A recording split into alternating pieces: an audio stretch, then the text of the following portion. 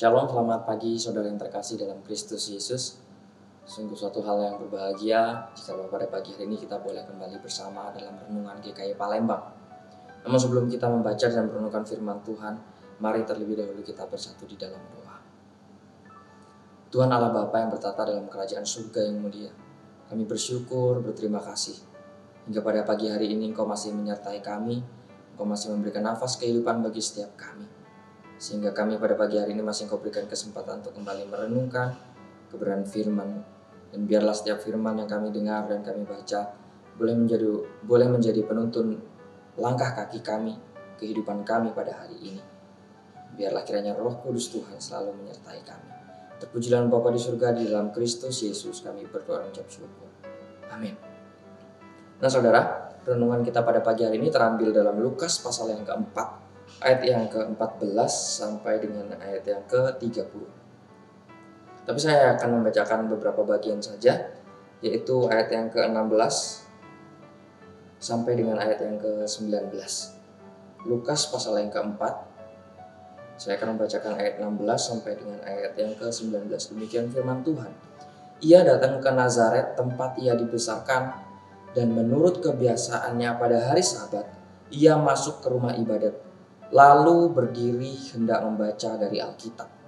Kepadanya diberikan kitab Nabi Yesaya, dan setelah dibukanya, ia menemukan nas, di mana ada tertulis, Roh Tuhan ada padaku, oleh sebab ia telah mengurapi aku untuk menyampaikan kabar baik kepada orang-orang miskin, dan ia telah mengutus aku untuk memberitakan pembebasan kepada orang-orang tawanan dan penglihatan bagi orang-orang buta, untuk membebaskan orang-orang yang tertindas, untuk memberitakan tahun rahmat Tuhan telah datang. Sedemikian jauh firman Tuhan yang telah kita baca bersama. Berbahagialah setiap kita yang membaca, merenungkan, bahkan melakukannya dalam kehidupan hari lepas hari. Jika kita sedikit kembali dalam pasal yang ini, namun di ayat yang sebelumnya, sesuai dengan renungan yang telah disampaikan oleh Musa Chandra sebelumnya, di mana di situ Yesus telah melewati pencobaan di padang gurun. Itu artinya dia telah berkuasa, telah mengalahkan kekuatan daripada si jahat. Dan pada ayat yang ini yang telah kita baca di sini, ini merupakan langkah awal di mana Yesus melakukan pelayanannya sebagai pelayan Tuhan. Ia memulainya dari kampung halamannya sendiri, yaitu Nazaret. Nah, Nazaret ini adalah kampung kecil yang terletak di daerah Galilea. Kampung kecil yang terletak di daerah Galilea. Di sanalah Yesus tumbuh dan dibesarkan jika kita baca dalam ayat yang ke-16 tadi. Nah, tetapi karena hal ini jugalah Yesus itu menjadi sosok yang diremehkan. Bahkan ditolak di daerah asalnya sendiri. Ketika Yesus pulang ke kampung dan mengajar di rumah ibadat, seperti kebiasaan yang telah dia lakukan setiap hari Sabat, dia mengajar di rumah ibadat, orang-orang memandang sebelah mata. Mengapa? Ya karena mereka melihat bahwa Yesus itu tak lebih hanyalah anak dari seorang tukang kayu. Mereka kenal orang tua dan saudara-saudara Yesus itu siapa saja, tetapi mereka tidak tahu siapa Yesus sebenarnya dan dari mana dia datang. Nah, sekalipun mereka takjub dan terheran-heran saat Yesus menyampaikan pengajarannya, dikatakan pada ayat yang ke-22 demikian, dan semua orang itu membenarkan dia, dan mereka heran akan kata-katanya yang indah yang diucapkannya. Lalu kata mereka, bukankah ia ini anak Yusuf?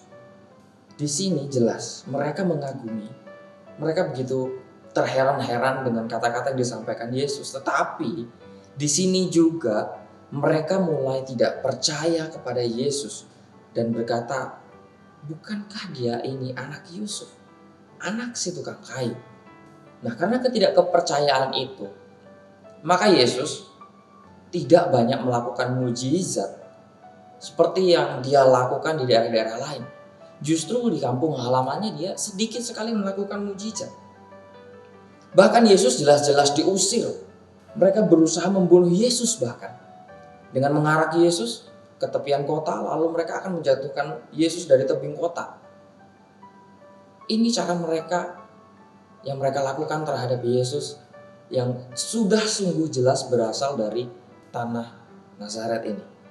Nah, karena hal inilah saudara, sebenarnya kita bisa melihat bagaimana sosok Yesus. Yesus adalah teladan bagi kita semua. Kita sebagai orang yang percaya pasti mempercayai hal ini, bahwa Yesus adalah tolak ukur dalam setiap kehidupan kita. Tugas yang berat yang harus Yesus lakukan itu sungguh nyata. Ini terlihat bagaimana orang-orang yang ada di sekitar dia, orang-orang yang seharusnya bisa mendukung tugas pelayanannya, itu justru menolak Yesus dengan cara yang sangat tidak baik. Padahal jika kita telusuri, mereka ini adalah orang-orang yang paling dekat. Kenapa dikatakan paling dekat? Karena semenjak Yesus ada di situ, di daerah itu, dibesarkan, dilahirkan di situ, mereka juga ada dan mereka tahu juga, mereka melihat. Tapi inilah hal yang sangat salah yang telah mereka lakukan.